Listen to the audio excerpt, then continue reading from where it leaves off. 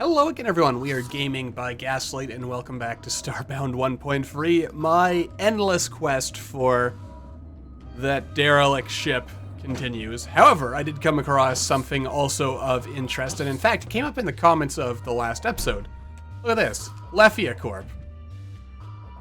Now, you may, in case, just to quickly refresh your memory, Letheia Corp... Oh, I don't have it on this character. Letheia Corp is the company behind those lunar mining operations that resulted in the Urkius horror. So I'm actually going to turn off tile protection here so we can take some of these signages with us, because I don't know if I'll actually be able to get a hold of them in any other fashion. But yeah, Letheia Corp. And note how it's all oh wait, there's one human down there. It seems to be mostly high-law. Oh, what's this? A new codex.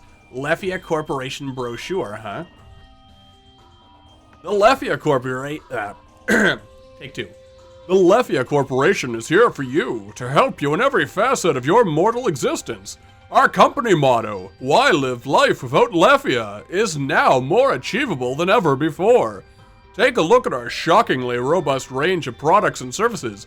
Space travel. Our deluxe class vessels come in a wider range than ever, from industrial freighters to business class private transport. Space stations. Want to start your own orbital trade hub? 65% of all station deployments in the Outer Rim now happen through Letheia. Fuel mining. Letheia's Urkius mining facilities are experiencing 6% fewer mysterious accidents than the next leading competitor. Furnishings. Our in-house designers produce some of the most widely replicated space vessel furniture in all the galactic clusters. Media. Letheia entertainment brands range from the hugely successful Numi animated series to niche product lines such as the Beautiful Attempt video game franchise. So,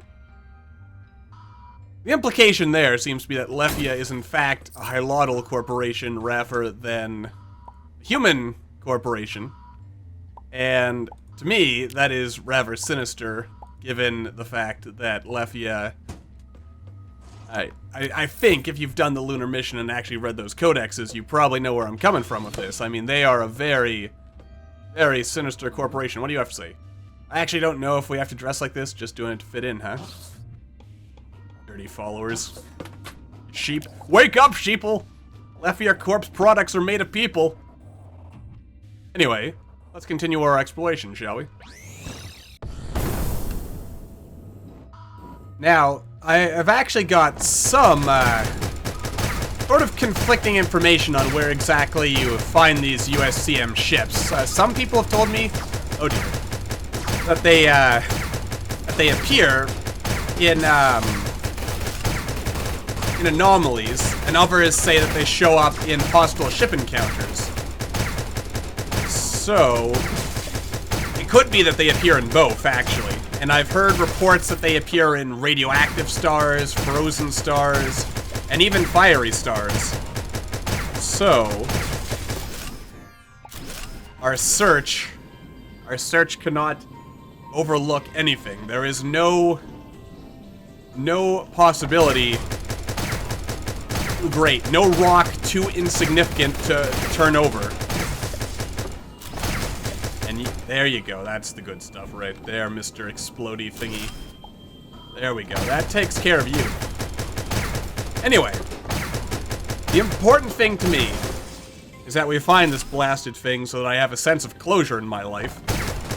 And that we can then move on to our Elethian playthrough.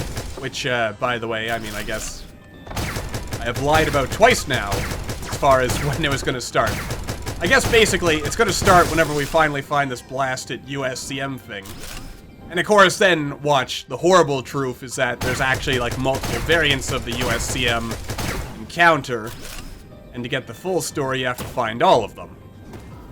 If that turns out to be the case, I can tell you, I will be I'll probably just go crazy right here on camera, and you can enjoy, watching me, well, I guess you wouldn't watch me pull my, immense locks of long long, luxurious hair.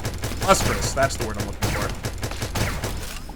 Yes, my immense tangles and curls of fine hair. Yes, make of that what you will, but basically, yes.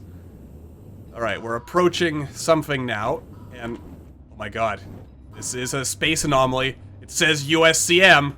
There's a bookshelf. Could this be it? Has our dream finally come true? It looks like that may be the case. But watch, I'm gonna be like thoroughly disappointed by whatever we find in here. It's almost inevitable, really. I have looked forward to it for so long.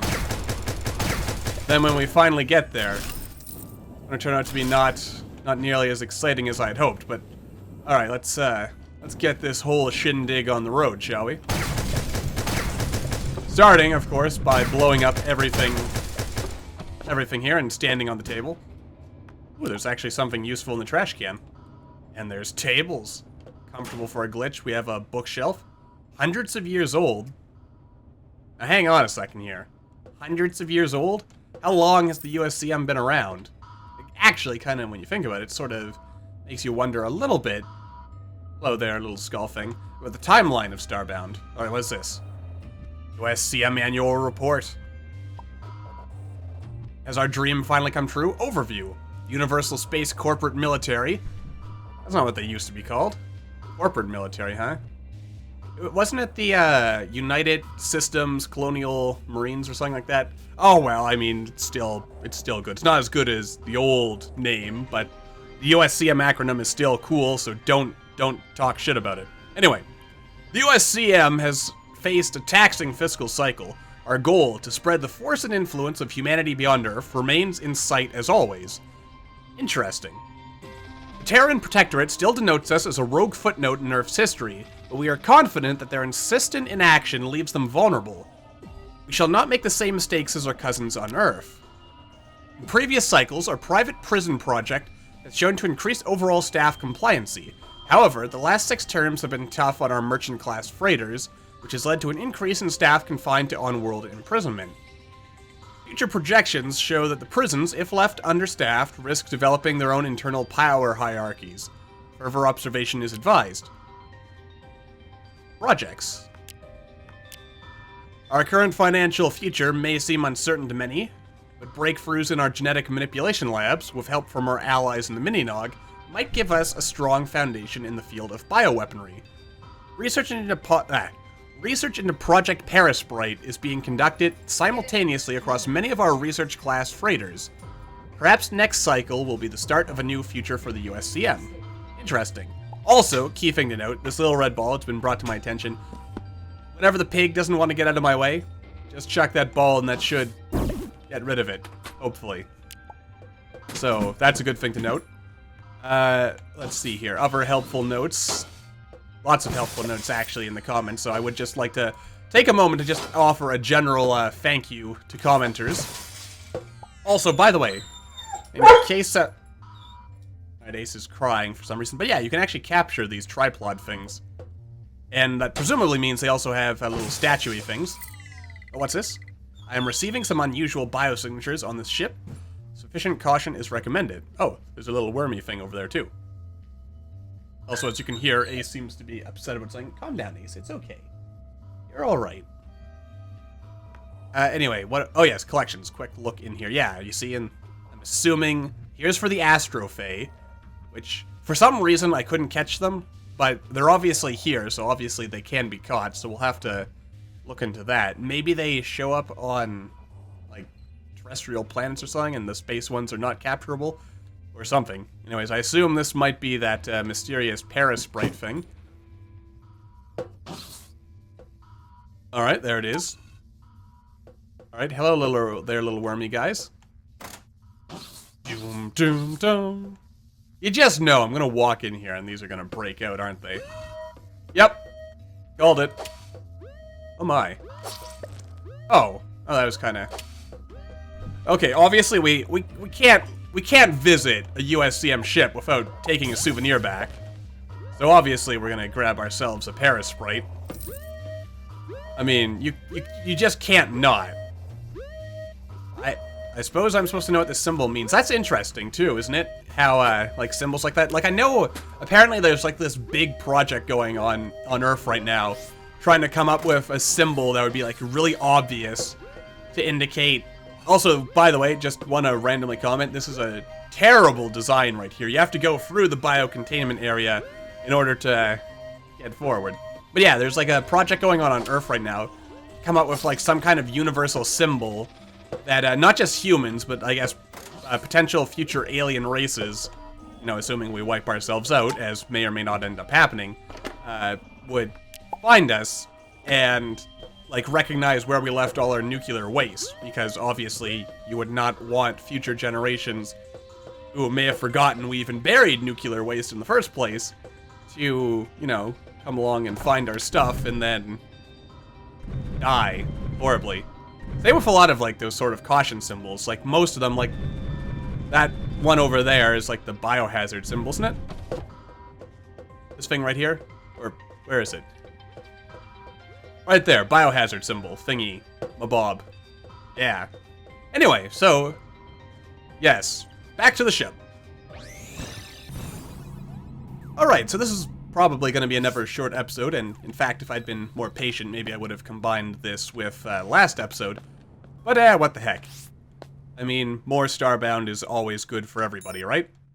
Anyway, so, yeah, we've learned a bit more about the Letheia Corporation. We have learned a bit more about the USCM. And I'll be honest with you, I mean, based on, like, that one codex alone, basically, I think... If you recall some of the hypothesizing I was making regarding the USCM, it sounds like it was pretty close to the money, wasn't I? I mean, I think we were onto something there. And yeah, so I'm pretty sure there is another USCM ship or something out there, because I mean, I looked it up. I didn't actually read the codexes, but I know there's at least one more USCM codex out there. So we'll have to look into that. Maybe there's an abandoned station or just an alternate version of that ship, similar to how the Penguin ships can spawn like one of 6 different codexes involving the would-be king. I mean, that's going to be a pain tracking those down. Ooh boy. But yes, we finally achieved our goal of figuring out, of like seeing with our own eyeballs at least one USCM ship. So I'm happy now. We can finally move on with our lives and start the Alephian races playthrough and get all that stuff going. So I guess this is going to be goodbye to Titanius for a little while. We'll probably come back and do some building or stuff with him or something. And any streams or whatever, we'll bring him back and stuff like that. But for now, this is goodbye to Titanius and goodbye to just vanilla Starbound 1.3, because when we come back, we will be visiting the Alephian races and seeing what lore and stuff that mod adds for us. But until then, thank you all for watching. I hope you all enjoyed. Don't forget to hit that like button or maybe leave me a comment down below to let me know what you're thinking. And I will see all you in the next video.